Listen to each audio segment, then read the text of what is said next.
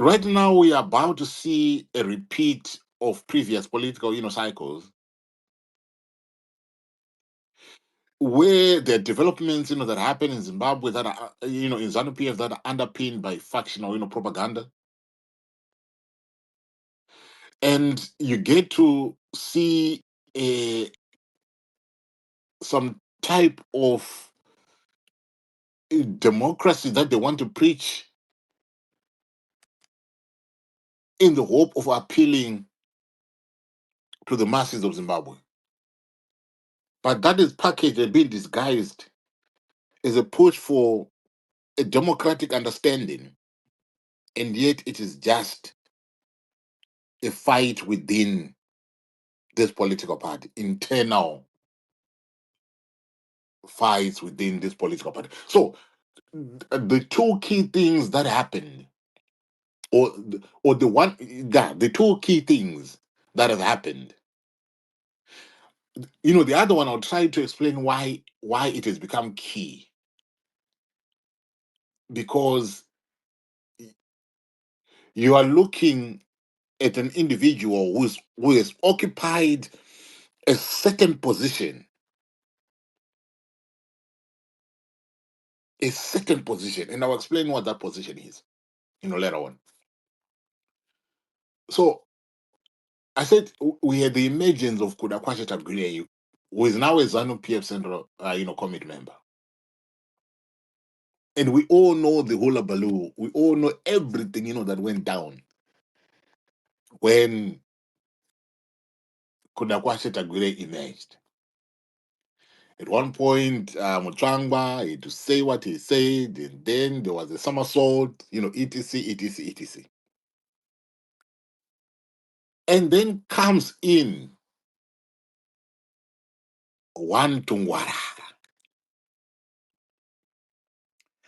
Tungwarara came in, we were told that he is a special envoy, or he is an advisor, a special advisor of the president. He's a special economic advisor of Emerson Mnangagwa, of the president.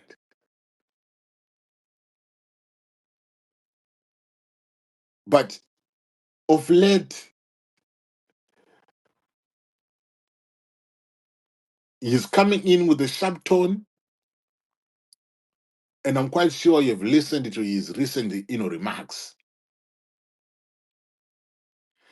And those that are reading between the lines, or those that are just, going on a haraprakata prakata thing, are saying, Kuti, his remarks are aimed at Kudakwashita Gwire. Because there's this power battle that is, emerging in Zanu PF. Some saying Kudakwashita Gwire is being positioned to take over the reins. And now Tungwarara is now coming in, being used by the other faction to sort of, go at, have a go at Kudakwashita Gwire. And there is a distant belief. I have not yet, gotten to a point where I could make 1 + 1 = 2, that he is being influenced by those that are on the side of VP Chiwenga.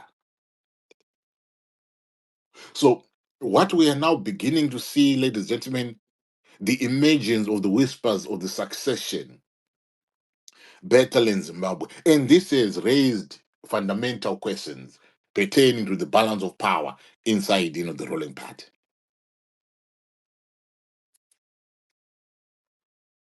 Inside, the ruling party.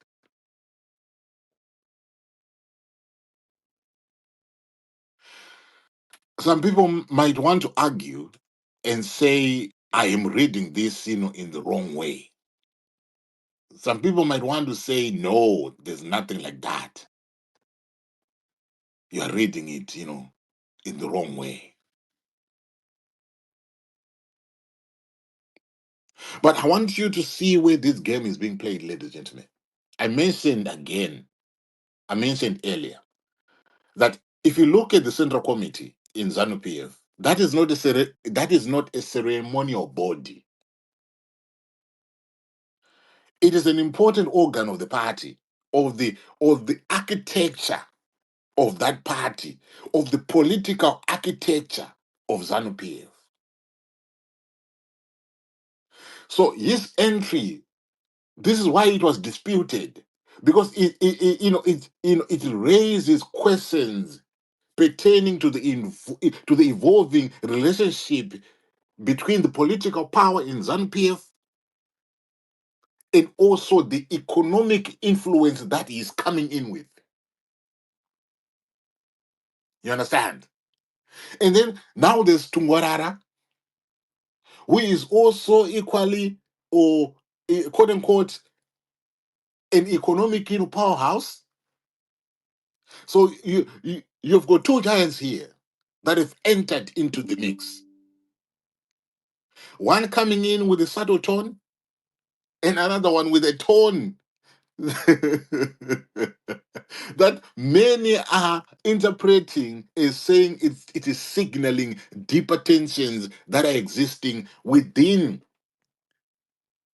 not within the members of ZANU PF, the general members of ZANU PF, but within the elite networks that are existing in ZANU PF. So when you're looking at these two developments, you are looking at developments or happenings that have reignited the long-standing debates about succession in ZANU PF. And if you want to go back into history, and if you want us to start to talk about why the succession battles in ZANU PF are important to be involved in, I will tell you why. It is you and me's interest to be interested in what is going on in ZANU PF, because the events in ZANU PF, they signal what might mean for the future governance of that country, for the stability of that country, and your everyday life, yours, you and me. So this is why I said I want to speak to everyone. I want to speak to everyone. I want to appeal to everyone.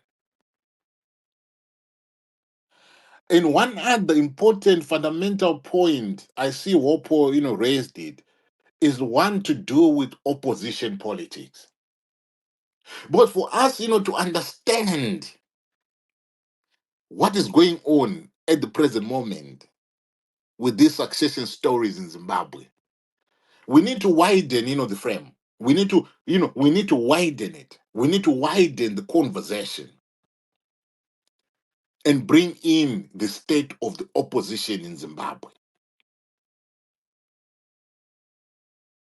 Because the succession battles or the succession talk that is happening inside ZANU PF right now, they don't just tell us about ZANU PF, no, but it reveals something that is larger. It reveals something that is broader. And that which is broader is the political ecosystem in Zimbabwe, which include the state of the opposition. I want to give you, a scenario here. A situation where you have got a strong opposition that is unified, that is strategically clear in what it wants, and it is facing moments of internal tension in the ruling party. Ladies and gentlemen, that right there creates a political opening. It creates an opportunity for the alternative to articulate their vision. It creates an opportunity for the alternative to mobilize citizens. It creates an opportunity for the opposition for the alternative to kind of shift the national narrative. That right there is what gets presented to the opposition. If it is strong, if it is unified, and if it is strategically clear. Because any tension within within a political party signals a point of weakness that can be taken advantage of. But if we have an opposition that is fragmented, or an opposition that is under pressure, or an opposition that is struggling to define itself in terms of strategy, the only thing that happens, ladies and gentlemen, is what is happening, right now in Zimbabwe, where the internal dramas in Zanu PF are dominating the political discourse. There's never contest, to that. They can choose to prune, themselves.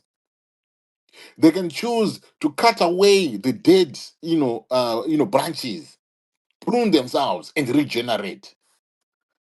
Because there's no other threat that they are facing other than dealing with what is internal. And with the history of Zanu PF enda ngenyoka that sheds its skin yokuda yabranding you. So when you are looking, and if you look at the events of 2016, 2017, they ended up ushering in the leadership of Emerson Mnangagwa right now.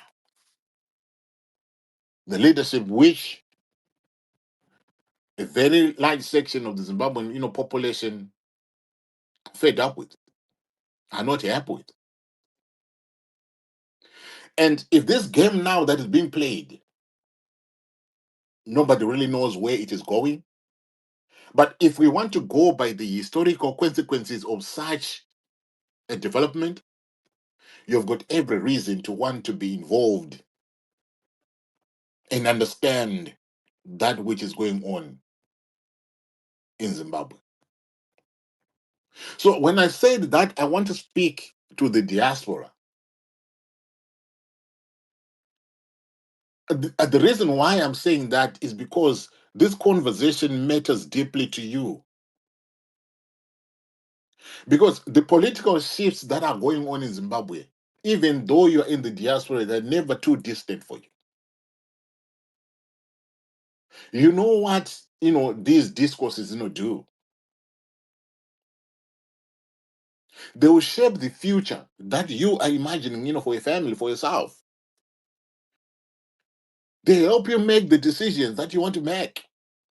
Whether you want to return home, whether you want to go and invest, or to simply continue to be hoping. But when you see the succession politics that has characterized our environment before returning, ladies and gentlemen, you would understand that the ripple effects of that are far-reaching. They go beyond the borders of Zimbabwe. So this is why I said I want to talk to you.